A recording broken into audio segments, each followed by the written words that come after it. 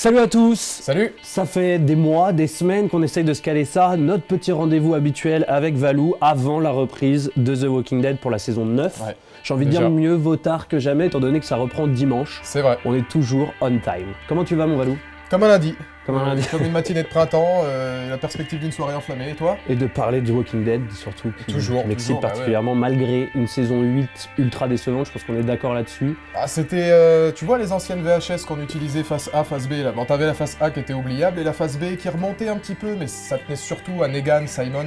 Trop concentré sur les personnages, pas assez sur la réal, le scénario, donc oui, décevant au final. Ouais, je trouve en plus que tu as réussi à trouver plus de qualité que moi. J'ai été assez difficile dans cette saison 8. Je me suis lassé en fait. Je pense que ça fait quand même 8, 7, fin de la 6 qu'on se traîne quand même trop de casseroles. Alors moi la 6 c'était pas une de mes préférées, mais c'était purement subjectif, je trouvais que c'était assez lent, assez monotone, je sais qu'elle a été adorée cette saison-là pourtant. La 7, ça posait les bases en fait, le problème c'est qu'ils ont tout misé sur la guerre et je pense que c'est véritablement la guerre de la saison 8 qui a pas eu l'effet escompté, tant il y avait d'attente. L'attente par exemple du premier épisode de la 7 avec le cliffhanger sur Negan, c'était génial parce qu'ils ont réussi à implanter un bon épisode. Là oui effectivement la 8 était pas à la hauteur. Est-ce que le problème n'a pas été, c'est en tout cas mon avis, que depuis 2 saisons, The Walking Dead, au-delà de la réal et du scénario, on l'a déjà dit, c'est foiré, merci Scott. Merci d'autres aussi, On je pense qu'il est pas on seul. embrasse les Dom-Tom, mais pas Scott Gimple. C'est l'idée, l'obsession des mecs de se focaliser sur un affrontement entre groupes d'humains, laissant de côté l'essence même de la série Walking Dead, qui est quand même les rôdeurs et cette menace permanente qu'on doit sentir et qu'on ne sentait plus. Bah alors, il y a deux cas de figure en fait, il y a deux options. Je suis entièrement d'accord avec toi, j'espère que ce sera le cas pour la 9, que les rôdeurs doivent redevenir impérativement le centre des choses. Maintenant, on est quand même sur une série qui a plusieurs années d'existence, les rôdeurs sont de plus en plus lents, de plus en plus décomposés. Est-ce que dans l'ordre des choses, c'est pas plus normal d'avoir affaire à des gens qui ont peut-être perdu l'esprit des groupes qui s'affrontent, plus que finalement une peur du rôdeur que plus personne ne craint après autant d'années, tu vois. C'est la peur viscérale qu'on avait dans les premières saisons ne peut pas être la même puisque les rôdeurs eux-mêmes sont différents. C'est vrai. Par contre, c'est vrai qu'il faut qu'ils redeviennent très très importants puisque c'est quand même un show horrifique. On est là pour flipper. Moi, ça fait longtemps que je flippe plus dans Walking Dead. C'est assez bien fait d'ailleurs pour le coup pour sauver un peu l'univers Walking Dead là-dessus, la décrépitude des Walkers. C'est vrai. C'est vrai que c'est un truc qui est bien fait. Après, moi je te le dis, je veux une saison 9 où les rôdeurs, ou au moins une menace, soit pesante et qu'on flippe. Ouais, alors ça après, tu vois, c'est vrai que ce sera le travail de Greg Nicotero. Au niveau du maquillage, il est énorme, il a travaillé avec beaucoup de réalisateurs. Il va le faire sur les rôdeurs et aussi, à mon avis, sur les chuchoteurs. Il y aura un design important, c'est ce qui nous amène à la saison 9. Grosse question. Est-ce qu'on peut commencer déjà par ce qu'on sait? Oui, les infos qu'on a eues, on a eu plusieurs trailers, des trailers hyper longs, hyper rythmés. Les 5 premières minutes sont sorties aussi ouais, exactement. Et ils ont, c'est leur habitude, ils sont très bons en teasing pour le coup. Qu'est-ce qu'on peut dire de ce qu'on sait pour l'instant de la saison 9? Bah déjà que Scott Gimple n'est plus là, au revoir, salut, merci. Amen, amen. Ouais, ça fait du bien. Angela Kang qui revient, une grande connaisseuse de la série. Qui avait réalisé certains des meilleurs épisodes de la saison d'avant. Donc première bonne nouvelle déjà avec ce changement de showrunner, mais aussi des grosses nouvelles niveau casting. C'est vrai qu'on a quand même pas mal écrémé dans la saison 8. Ouais, c'est vrai qu'il y a eu beaucoup de départs. Il y aura encore des nouveaux départs dans la saison 9, on va y revenir, qui ont été un petit peu teasés. Beaucoup d'arrivées aussi. Samantha Morton, alors c'est une actrice, elle, qui va interpréter Alpha, un des rôles principaux pour une actrice qui est très importante et qui choisit en général bien ses rôles. Et j'ai appris ça en off tout à l'heure, un fan de Sons of Anarchy. Cool. On l'embrasse celui-là, c'est J'ai bon, vu ça, que tu l'avais fini d'ailleurs, et ça m'a fait plaisir parce que c'est quand même une des meilleures créations de séries qu'on a eu depuis bien longtemps. Je te laisse le présenter, je suis... Et regardez Mayans d'ailleurs. Bah oui. Donc c'est ce bon vieux, j'ai perdu le nom de l'acteur, qui interprète Opie, qui va donc débarquer dans la peau, c'est le cas de dire, de Beta. Ah, puis c'est le rôle idéal. Enfin, c'est là qu'au niveau du casting, ça peut déjà nous donner un petit peu une idée du renouveau annoncé sur la qualité, mais aussi la quantité du casting. Si on réduit, mais qu'on a des acteurs de cette trempe-là... Alors, il y a un acteur dont j'ai plus le nom, qui avait joué dans Les Animaux Fantastiques. Ouais, je l'adore. Qui aura un rôle secondaire. Donc voilà, le mec qui vient D'ailleurs, chercher, intéressant la manière dont il les présente dans le trailer. Vous savez, il les aligne un à un et chacun se présente avec cette fameuse actrice qui est sourd-muette. C'est ça, tout à fait, ouais. Il y a des vraies idées. C'est marrant parce qu'ils ont souvent beaucoup d'idées dans les trailers, notamment au niveau de la mise en scène, de la musique, et parfois ça ne se confirme pas dans les épisodes. Donc des grosses nouvelles casting, et rien que Beta et Alpha des chuchoteurs soient annoncés au casting, c'est quand même une putain de bonne nouvelle. Et puis alors là, on parle des arrivées, mais il y a aussi énormément, des gros départs, plus que des départs nombreux, c'est un cataclysme. Le départ probable, même quasi certain maintenant, reste à savoir comment, de Andrew Lincoln, donc qui va quitter la série. Il a signé pour 5 ou 6 épisodes, moi je le sens bien sur le 5, puisque John Bernthal a priori arriverait aux alentours du 5e épisode. Oui, je suis le fan club officiel de John Bernthal. Tu crois, et je pense que tu as raison, à une concordance, c'est-à-dire au moment où Rick va disparaître, il va y avoir sous la forme, je sais pas quelle forme, mais un retour de John Bernthal. Il sera un peu là pour lui rappeler tout ce qu'il a traversé dans cette série. C'est vrai qu'il y a plusieurs cas de figure. Moi, j'imaginais bien un John Bernthal qui, par acquis de conscience, va revenir hanter Rick si jamais il faisait quelque chose qui le faisait fauter. J'avais établi beaucoup de théories sur peut-être pourquoi pas un point de rupture et un exil. Ouais. Ou, alors, choix beaucoup plus simple. J'ai vu que tu réclamais un peu ça plutôt que sa mort. Voilà, c'est ça, parce que je pense que la mort de Rick est absolument pas nécessaire, loin de là, et c'est le personnage central, tu peux pas faire mourir Carl et Rick dans le même côté. Il y a de grandes chances, on parle de théorie, mais il y a de grandes chances que Rick finalement disparaisse. Donc du coup, l'élément un petit peu plus plausible, ce serait Shane en flashback pour accompagner la mort de Rick. C'est moins ce que je voudrais, mais c'est en tout cas le plus vraisemblable. Un peu une sorte de Jiminy Cricket qui viendrait comme la conscience de Rick. Juger sur ce qu'il a fait. Ah bah ça, ce serait très très fort ça. T'as John Bernthal sur ton épaule. Ah bah moi tous les jours, moi s'il peut m'aiguiller dans ma vie. Non, et ça pose, on le disait de toute façon, la fin de la saison 8, c'est aussi la fin d'une époque pour The Walking Dead. J'avais envie de dire même heureusement, parce que ça commençait sérieusement à s'essouffler. Il y a aussi la question de Lauren Cohan, parce que c'est quelque chose qui à mon avis va de pair, les deux personnages emblématiques qui quitteraient la série plus ou moins dans un même timing. Alors, quasiment coup sur coup. Alors après, Lauren Cohan, on sait qu'elle est dans 8 épisodes. Alors est-ce qu'elle va faire que la première partie de saison ou est-ce qu'elle a tourné des scènes Tout se tourne pas forcément au même moment. Ça, c'est beaucoup plus, comment dire, pas anecdotique, mais c'est beaucoup plus flou l'avenir de Lauren Cohan, même si apparemment, il y a de grandes chances qu'elle aussi quitte la série. Donc coup sur coup, c'est vrai que sur une même saison, ils veulent tourner la page. Ils veulent tourner la page, mais ils ont énormément de... J'ai perdu le mot, donc je vais continuer à parler avec les mains parce que je sais plus ce que je dois dire. Donc c'est vrai que le départ coup sur coup des deux acteurs quand même primordiaux depuis très longtemps de Walking Dead, c'est intéressant dans le sens où maintenant ils ont un véritable challenge. Ça va être un vrai challenge de réussir à garder les fans, de réussir à se renouveler complètement, de faire oublier leur absence. C'est ça qui va être le plus dur. Parce que moi on va avoir un problème, à un moment il va se poser un problème, c'est qui va reprendre le flambeau en fait dans cette affaire. Ça sera pas les nouveaux arrivants qui peuvent pas dès quelques épisodes s'installer comme ça. Les anciens sont quand même ultra essoufflés, je pense notamment à Carol, que j'adore, mais qui, bon, j'ai l'impression qu'elle a fait son bonhomme de chemin dans la série. Ah, il y a une aventure avec Ezekiel qui est teasée. Ouais, mais est-ce qu'une love story définit un personnage, surtout dans The Walking Dead? Surtout pas, j'ai envie de dire, il y a qu'à voir Rick et Michonne, j'ai envie de vomir. Ah, moi j'aime bien, moi. Ah non. Enfin, je suis un des seuls, peut-être. Je trouve ça gnangnan et fake. Même eux n'ont pas l'air de croire dans le truc et ça me gêne. C'est vrai que la première relation sexuelle, c'était la plus gênante de l'histoire. C'est hyper gênant. Ils mettent un temps, on dirait que c'est en 2.0 l'épisode. On dirait le plan A3 dans Plus belle la vie où ils essayent de dire ouais, on est moderne et tout. Non, mais c'est une catastrophe. Non, mais sinon, leur duo est pas mal. Après, moi, même je pense même Daryl, mon personnage adoré, chéri. Il est rincé, on dirait un mec qui sort de rave party, qui a pas dormi depuis 4 jours. Ah, c'est dommage, mais ça c'est encore une fois à mon avis les antécédents Scott Gimple. C'est le problème un petit peu d'avoir un mec comme Norman Reedus à l'écran et de pas savoir quoi en faire. Moi je pense que le gros renouveau, évidemment, c'est Negan. S'il y en a un qui peut changer la donne, c'est le seul.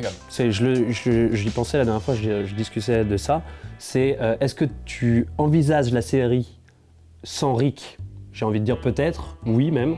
Est-ce que tu envisages la série sans Negan? Là, j'ai envie de te dire non, parce que j'aime trop ce personnage. Bon, une fois qu'on a dit ça, il faut rentrer dans le vif du sujet. Cette saison 9, quelles sont tes attentes? Qu'est-ce que tu as envie de voir? Qu'est-ce que tu as envie qu'Angela Kang nous réserve? Angela Kang, je lui fais confiance. Elle a bossé avec Darabont, elle a bossé avec un réalisateur. Moi, ce que j'attends, et je vais faire un parallèle avec Fear the Walking Dead qui vient de se terminer.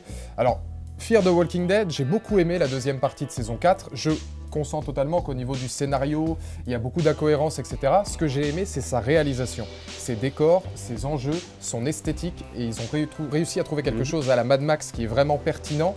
J'aimerais qu'Angela Kang, qui a bossé avec un vrai réalisateur de la trempe de Darabont, réussissent à redonner cette pellicule assez sympa que pouvait avoir Walking Dead au début. Déjà, si l'emballage est correct, on aura beaucoup moins de mal à arriver sur un scénario qui, et alors là c'est ma deuxième attente, je l'espère, donnera la part belle, on en parlait, aux rôdeurs, un retour des rôdeurs, et la peur des chuchoteurs, cette peur viscérale qui fait justement le cinéma et la série horrifique en règle générale. Et c'est là, à mon avis, où est le tricks fondamental de la saison 9, c'est justement se servir des chuchoteurs pour remettre en avant les rôdeurs. Tout à fait. On a dit nous-mêmes dans cette vidéo que les rôdeurs, ils sont complètement en décrépitude, ils sont en train de... Enfin, c'est plus une gêne qu'une menace. Oui, maintenant. voilà, c'est ça. Ouais. Avec les chuchoteurs, on rentre dans un truc totalement différent, c'est-à-dire que sous l'apparence des rôdeurs, un groupe devient hyper menaçant. Et c'est là que doit régner la terreur, à mon avis. C'est la clé de tout ça. Et je te suis, bien sûr. J'ai vu que tu étais extasié devant la deuxième partie de saison. Oui, j'ai bien aimé. J'ai bien aimé aussi, franchement. Bah oui, ça fait plaisir de voir un épisode bien réalisé, de voir un travail. Après, bon, Mad Max.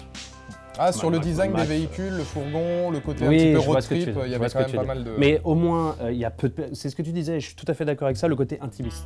Peu de personnages. Peu de personnages, donc tu peux les développer. Même si, moi je trouve, un truc où j'ai pas adhéré dans Fear, c'est vraiment la méchante, là, Martha. Oui, ouais.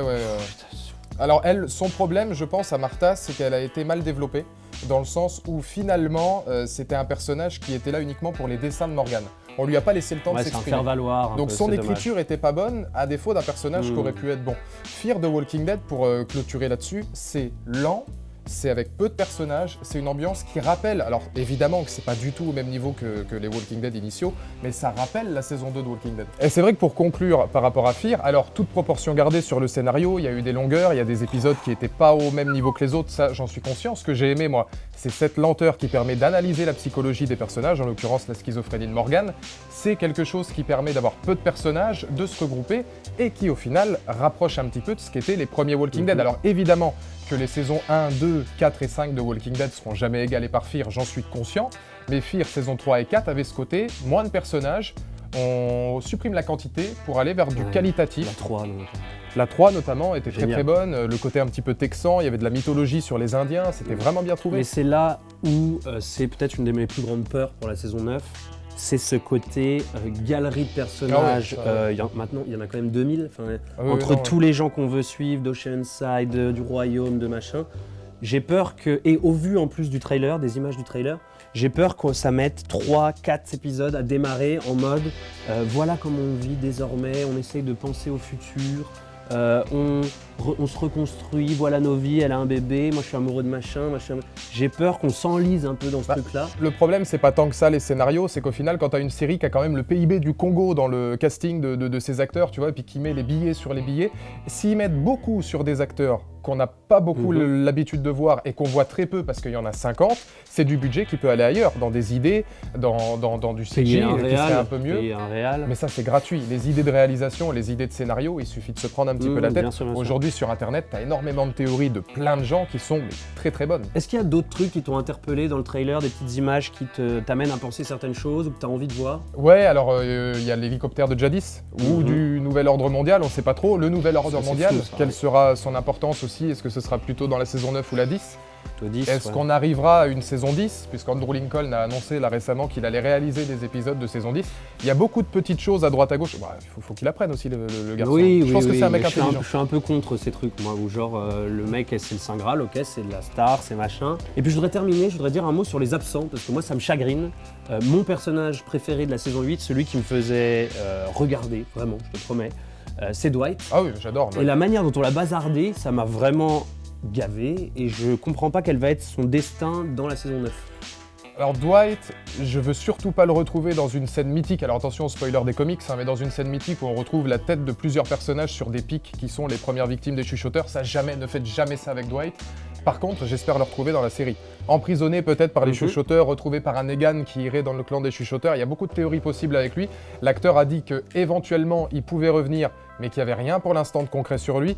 Dwight, c'est le grand absent, effectivement, je comprends pas cette... On en profite au passage pour faire un petit clin d'œil à If. Je voudrais juste avoir une pensée pour lui. Reviendra-t-il un jour dans la série? Vu ce qu'il fait au cinéma et les rôles qu'il a, autant qu'il ne revienne plus, lui. Dans Black Landsman, je l'ai vu. Ah, il est excellent. C'est une très grande question qu'on se pose. If, reviens-nous. Pour finir cette vidéo, parce qu'on a quand même beaucoup parlé, je pense qu'on est sur une vidéo de 4h30, 5h à peu près. Oui, minimum, vous la verrez ce week-end et vous la finirez ce week-end. Exactement, regardez-la en plusieurs parties, déjeuner, dîner, avec vos enfants. En famille. On a préparé un petit blind test pour se marrer. Enfin, c'est pas que musical, mais il y a plein de petits jeux. On est comme ça, on est hyper dégradés. On aime trop la vie. Axel, je connais pas son nom, il est dans la prison. Axel, c'est le bon vieux Axel de la prison, saison 3. On l'embrasse. Vas-y, mais ça me saoule les blind tests. c'est... Oh, j'ai plus le nom. Elle est dans la saison 1. C'est la femme de Morgane. Non, du tout, non. Elle est dans la saison 1 et c'est une amie, Andrea, qui meurt dans le CDC. Elle meurt à la fin du premier épisode avec le scientifique. Elle s'appelle... Courtney. Whoopi Goldberg. C'est Whoopi Goldberg, hein, clairement. Courtney. Non, c'est pas Tiffany du tout. C'est pas Tiffany du tout. Pardon. Jackie, voilà, oui, Jackie, Ouais, bien non, sûr. mais voilà. Vas-y. C'est ce bon vieux Garrett, saison Putain, 5. vas-y. Le leader du Terminus, le groupe des cannibales. Je te la laisse. C'est celle qui devient folle là, qui pense qu'il vaut mieux être un walker et tout. Ça, mais elle est tuée par Carole. Mais je sais pas comment. Non, c'est pas elle. C'est un moment extrêmement gênant auquel nous venons d'assister. Ah non, c'est la fille de Carole. Attends. Non, hyper pied là. Hyper pied. Elle, c'est la sœur de Lizzie, celle qui devient Eh ben. Ah, Lizzie, c'est Lizzie qui devient folle. Lizzie qui. Ah, c'est bah voilà. Lizzie qui l'a tuée. C'est elle, Je vous ai ouais, dit, voilà, moi ouais. j'y connais rien. C'est Lizzie qui veut que les enfants reviennent Ok, et du coup... on va l'aider. Elle porte le même prénom qu'un chanteur libanais. En France, c'est pas Amir. libanais. Sofiane. Qui est juré dans The Voice. Florent Pagny. Un grand. Qui a une voix aiguë. Mika. Je regarde pas. Lizzie et Il est Mika. libanais, Mika. Bah, enchanté. C'est la femme de Otis, c'est Patricia, saison 2. J'ai jamais vu. J'ai jamais vu. Non, elle meurt vite, elle sert à rien. Mais on l'embrasse quand même. Est-ce qu'on marche. l'embrasse plus que Scott Gimple? Oui. Je sais pas, mais moi j'embrasse pas ce blind test de merde. Là. Où est passée cette. Oh, je peux l'avoir, j'ai besoin en premier, s'il te plaît, s'il te plaît. C'est If. Et voilà, mais je sais pas où il est, je pense qu'il va jamais revenir. Moi je pense. Bah, en même temps, quand il a annoncé, on sait pas Ouais, s'il je pense reviendra. qu'il on a savait mis que c'était une lui. énorme douille à Scott Gimple, il a dit je reviens, je vais pisser, et en fait il reviendra jamais. T'as des couilles pour un chinois, respect. Shane. Non, Putain. J'essaye. c'est Norman Reedus, c'est Daryl qui parle à Glenn quand Glenn va récupérer Rick à Atlanta dans la saison 1. Blessé. Blah. LeBron James. T'as des couilles pour un chinois, il est dit. T'as des couilles pour un chinois, respect. On aime la vie. Respect. Et ouais. Ouais, mais voilà. Parce que je prends soin de mon personnel, moi. Ça me dérange un peu de les envoyer crever sous un déluge de balles simplement pour jouer à ma bite est plus grosse que la tienne. Ça, c'est Negan. Negan dans la saison 7. Ça, ouais. c'est la VF de Et Negan. C'est horrible. Ouais, C'est la j'ai pas VF de voulu Negan, le- ça, on se fout de ma gueule. Oh la vache, mais c'est un germé. Hey, alors que là, c'est my deck. Vas-y. Prêt? Non, le Là, score, c'est- c'est- il y a 14-2. 14-1. Non. C'est Rick. C'est quand sa femme meurt. Ouais, c'est vrai. Oui. Oui. Oui. D'ailleurs, c'est le mec joue incroyablement bien à ce De moment-là. ouf. Le deuil est incroyablement bien incarné, donc bravo. Le pleur de Rick en VF. Ah, ça marche pas, ouais. Parce que là, en anglais, c'est oh non, Ah, il est oh là. non. J'arriverai pas. C'est Shane, T'as putain. pas idée de ce que je peux supporter, de tout ce que je supporte déjà. Tu me parles de ce que je suis capable de C'est quoi cette voix de VF déjà? Elle joue Ça- des autres ça- personnages. Ça, c'est Shane quand il parle à Dale. Non, ça, c'est Shane quand il parle à Rick, à la fin de la saison 2. Quand il lui dit « Je suis un meilleur père que tu ne le seras jamais. Ta femme est paumée. Non, ton fils est paumé. Ton fils est faible. Ta femme est paumée. Je suis un meilleur père que tu ne le seras jamais. » Bon, puis après, il meurt. C'est Thomas... Non, mais tu pouvais pas lutter, c'était John Je suis Martin. désabusé. T'as pas Désabusé. If You Smell What the Rock is Cooking pour lui, là? Il me reste plus qu'à vous dire au revoir, à dire au revoir à Valou. Allez faire un tour sur la chaîne des fanatiques, on va sortir de nouvelles vidéos très bientôt. Allez faire un tour sur la chaîne de Valou, abonnez-vous à notre chaîne, envoyez-nous de l'amour, des commentaires, des cœurs. On se retrouve très bientôt. Ciao. Bisous.